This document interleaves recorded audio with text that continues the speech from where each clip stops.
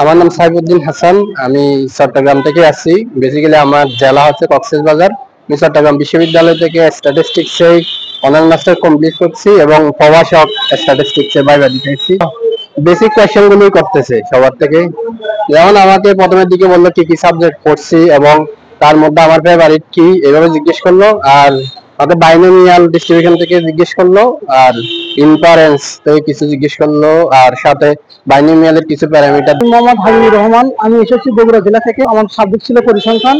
তো আমাকে প্রথমে জিজ্ঞেস করা হয়েছিল যে প্রশ্ন থেকে একটা কোশ্চেন জিজ্ঞেস করেছিল যে উইথাউট রিপ্লেসমেন্টে সরল দ্রবণ উন্নয়নের ভেদাঙ্ক কি এবং পুনঃস্থাপন সহকারে সরল দ্রবণ উন্নয়নের ভেদাঙ্ক কি। তারপর সেগুলো সূত্র লিখতে বলছে এবং সূত্রগুলো প্রতিপাদন করতে বলছে যে কোন চলক দ্বারা আসলে কি বোঝায়। তারপর লিখতে বলছে যে স্থলিত দ্রবণ উন্নয়ন কাকে বলে। তারপর স্থলিত দ্রবণ উন্নয়ন এবং গুচ্ছন্ন উন্নয়নের মধ্যে বেসিক পার্থক্য কি। তারপরে গুচ্ছন্ন উন্নয়নের একটা উদাহরণ দেন। আমার নাম হচ্ছে মোহাম্মদ আকিব নওয়াজ, জেলা চট্টগ্রাম। কোন বিষয়ে ভাইবা দিয়েছিলেন? আমি পরিসংখ্যান বিষয়ে। আপনি কি কি প্রশ্ন করেছিল বোর্ডে? আমাকে প্রশ্ন করেছিল ডিজাইন থেকে, প্রবাবিলিটি থেকে, এবং পরিসংখ্যান পরিচিতি কি। আসসালামু আলাইকুম, আমার নাম হচ্ছে দাউদ ইব্রাহিম।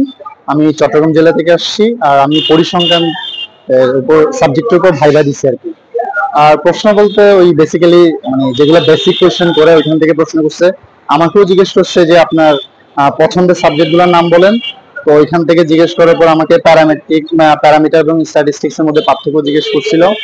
এরপর আপনার স্টাডিফাইটের বিভিন্ন প্রকারভেদ জিজ্ঞেস করছিল।